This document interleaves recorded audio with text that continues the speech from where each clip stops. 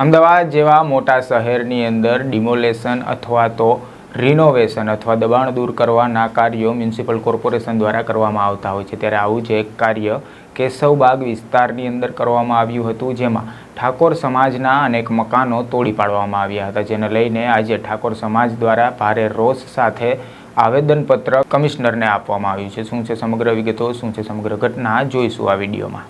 વૈષ્ણવજન તો તેને કહીએ જે પીડ પરાઈ જાનાને રે।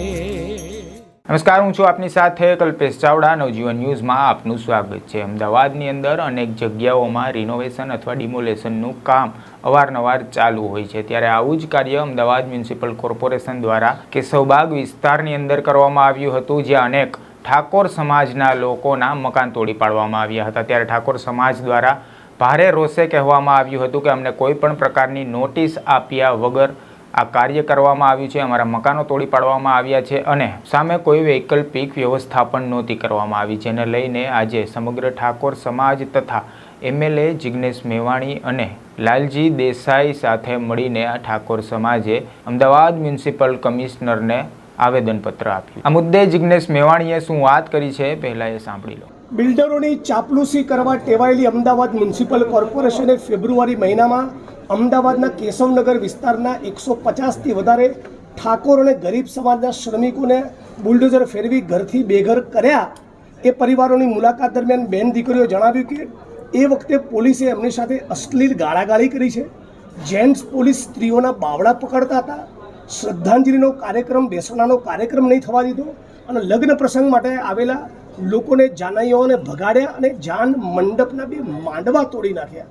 આટલું બેહુદ વર્તન મ્યુનિસિપલ તંત્રનું છે અને આજે વૈકલ્પિક વ્યવસ્થા તો આ ગરીબ માણસો પાસે નથી જ, પણ એટલી ભયંકર પરિસ્થિતિ છે કે ત્યાં રોગચાળો ફાટી નીકળે, એક નકરું કીચડ છે અને શૌચ, સ્નાન અને પીવાના પાણીની સુવિધાઓના અભાવમાં આ બધા જ ગરીબ માણસો ત્યાં જીવી રહ્યા છે। એટલે મ્યુનિસિપલ તંત્રને આજે આવેદનપત્ર આપ્યું છે, 10 દિવસનો સમય આપ્યો છે।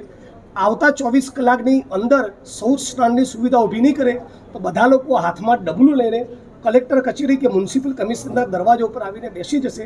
આશા રાખીએ છીએ કે રાજ્યની સરકાર એમના વૈકલ્પિક વ્યવસ્થા અને બેસિક ફેસિલિટી જે કરવાની છે એ તમામનો આવતા 10 દિવસમાં નિકાલ કરશે। એ નહીં કરે તો ફરી અમારે લોકોએ ઉગ્ર આંદોલન માટે અહીં આવવું પડશે। આજે શું આશ્વાસન?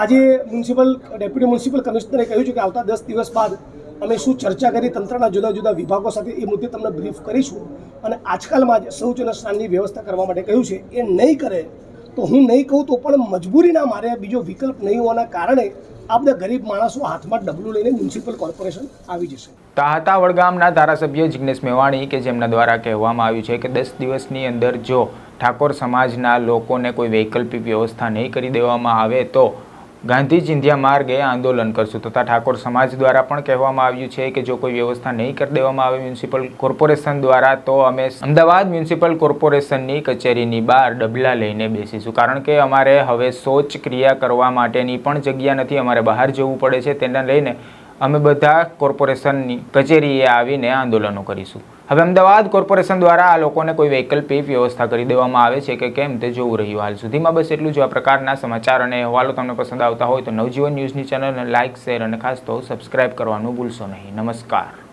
વૈષ્ણવજન તો તેને કહીએ જે પીડ પરાઈ જાનાને રે।